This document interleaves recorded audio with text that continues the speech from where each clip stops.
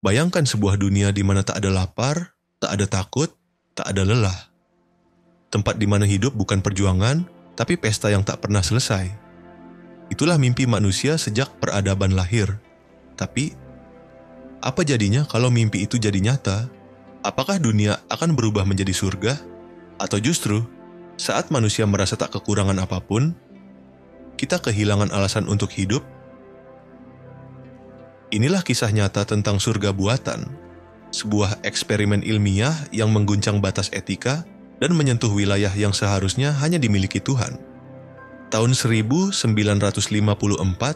seorang ilmuwan bernama John Calhoun membangun dunia kecil, sebuah utopia bukan untuk manusia, tapi untuk makhluk kecil, tikus. Mereka dijanjikan hidup tanpa ancaman, tanpa kelaparan, tanpa penderitaan. Semua yang mereka butuhkan disediakan. Ini bukan dongeng, ini eksperimen sungguhan. Makanan tak terbatas, air bersih, suhu ideal, tidak ada predator. 4 pasang tikus dipilih untuk menjadi Adam dan Hawa di Universe 25. Mereka tinggal, berkembang biak, dan hidup dalam apa yang seharusnya menjadi surga. Dan surga pun berjalan. Mereka kawin, mereka bersenang-senang, mereka melahirkan generasi baru yang tak pernah tahu apa itu kekurangan. Populasi meledak. 2 kali lipat setiap 2 bulan, semuanya tampak sempurna, sampai ruang menjadi sempit karena tidak peduli seberapa banyak makanan yang kau miliki, dunia tetap berukuran sama. Ketika tubuh bertambah tapi ruang tak berubah, gesekan muncul. Dan gesekan itu memantik api kehancuran. Para pejantan mulai kehilangan teritori. Dominasi hancur, hierarki runtuh, semua tikus merasa mereka punya hak yang sama.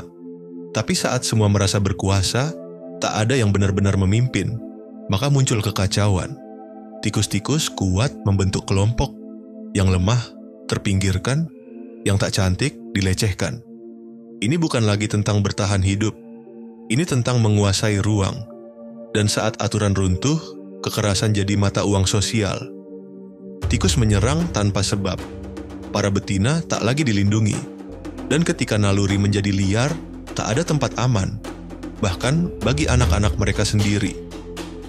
Bayi-bayi tikus disiksa oleh ibunya. Bukan karena benci, tapi karena dunia ini terlalu sesak untuk kasih sayang.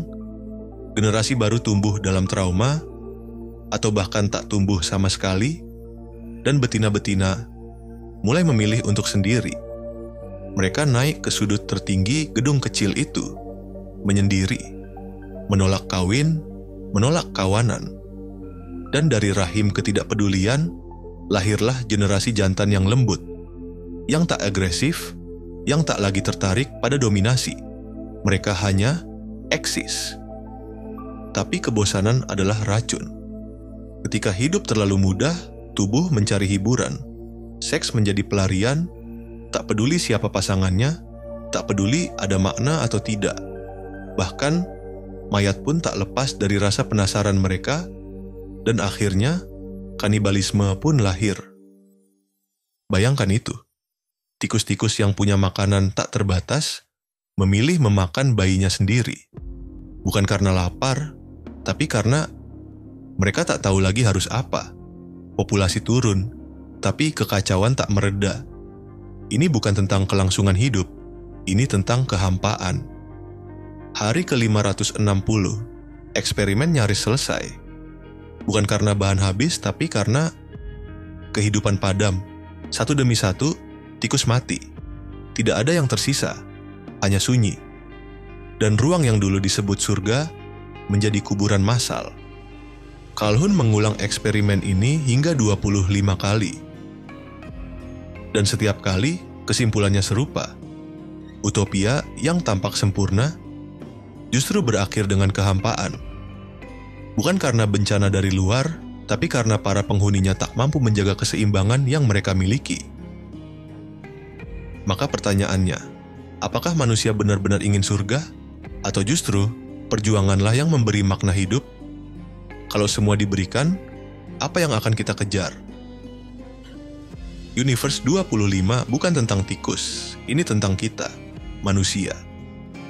Dan ketika dunia ini mulai terasa terlalu nyaman, terlalu cepat, terlalu penuh, mungkin kita sedang melangkah ke dalam eksperimen yang sama. Tapi kali ini tanpa kandang, tanpa ilmuwan, dan tanpa jalan keluar. Lihat sekeliling. Kota-kota gemerlap, tapi orang-orang merasa hampa.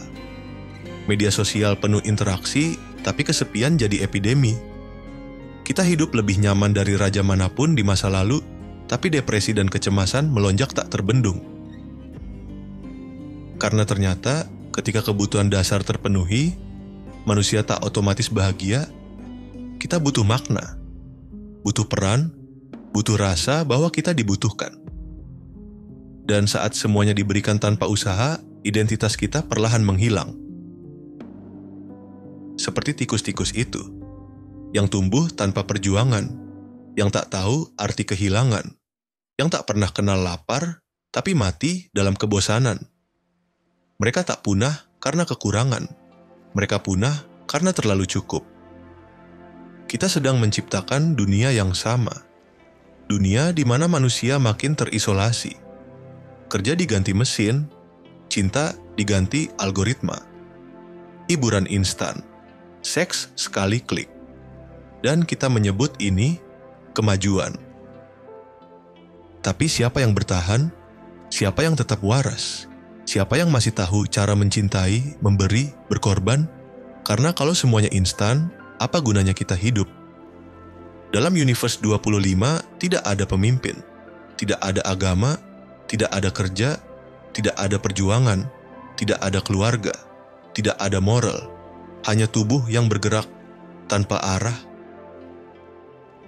Dan jika hari ini kamu merasa dunia makin sunyi, makin dingin, makin tidak manusiawi, mungkin kamu sedang berdiri di tengah-tengah universe 25 versi manusia. Dunia yang terlalu sempurna, tapi lupa. Menjadi manusia artinya juga menderita, juga berjuang. Karena dari penderitaan tumbuh empati. Dari kekurangan lahir solidaritas. Dari rasa lapar muncul rasa syukur. Dan dari perjuangan tercipta makna. Surga bukan tempat tanpa masalah. Surga adalah tempat di mana kita tahu kenapa kita hidup. Dan tikus-tikus itu mati karena tak tahu kenapa mereka harus terus hidup.